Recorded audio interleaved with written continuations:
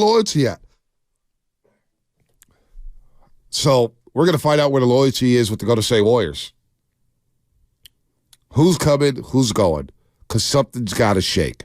Steve Kerr asked how tough it is to hear boos at home in back-to-back losses. Yeah, we deserved it for sure.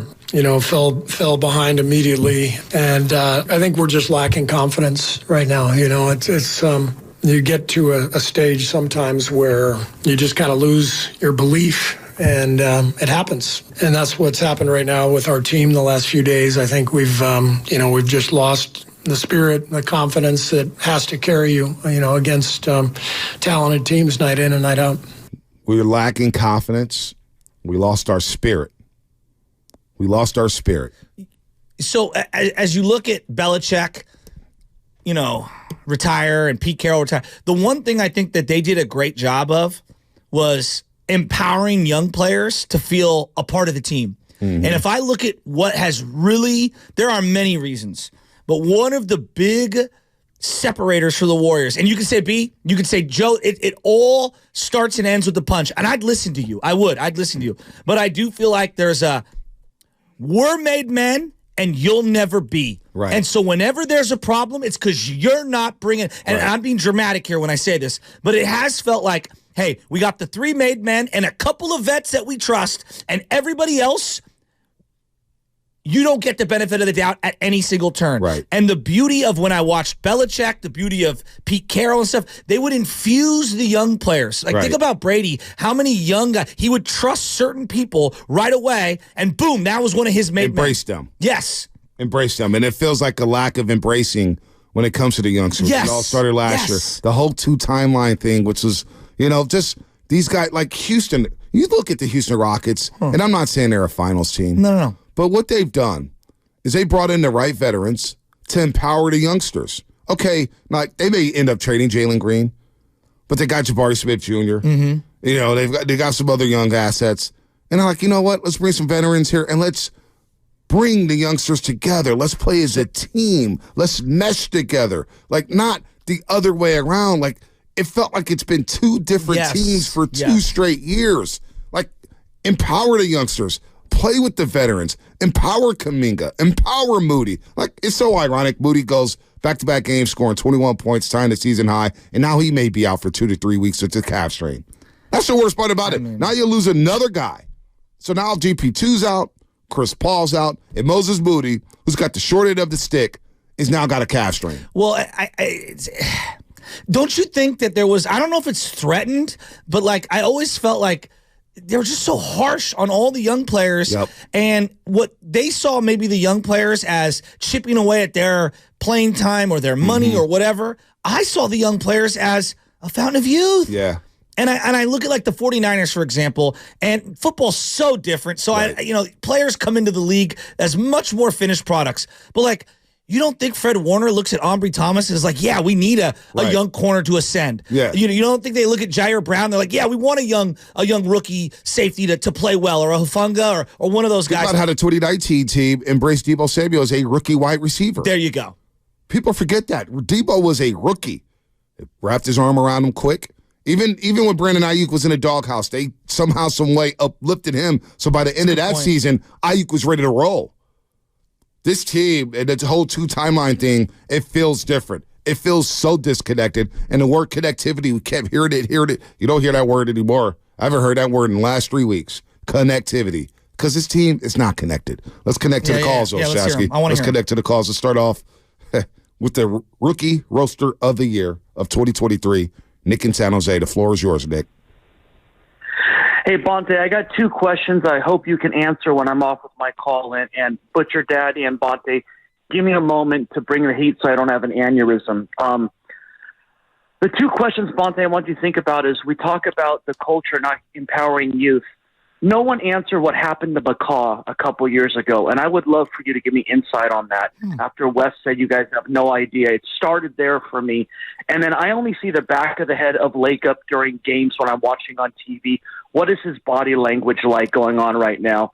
Those are my 2 questions. And then just briefly, I'm trying to be an optimist here. I believe we'll get GB2 back soon. Green will be back on this road trip. I want to let that permeate for 5 to 7 games before I completely say we're a 28-win team.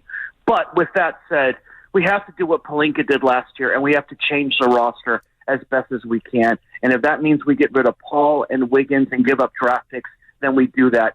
And you know what? I adore Clay, but I'm sick of his crap. I'm sick of his body language.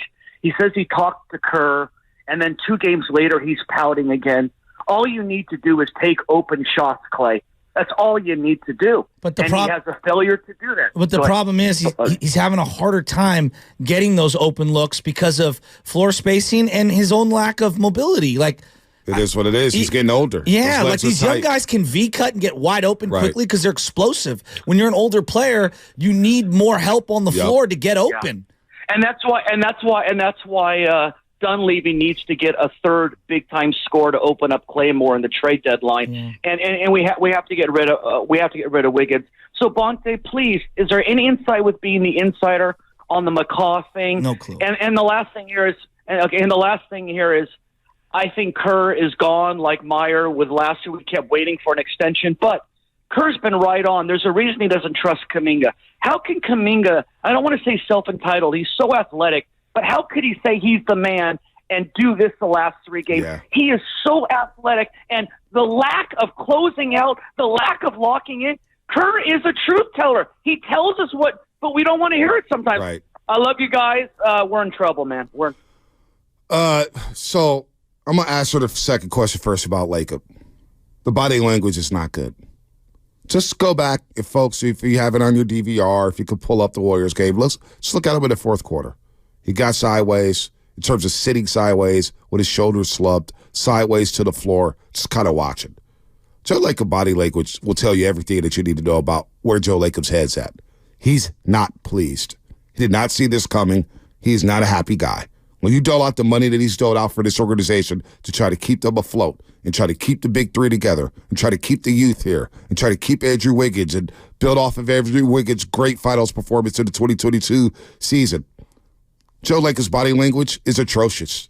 Brandon Belt would be proud of his body language. Seriously, his body language is not good.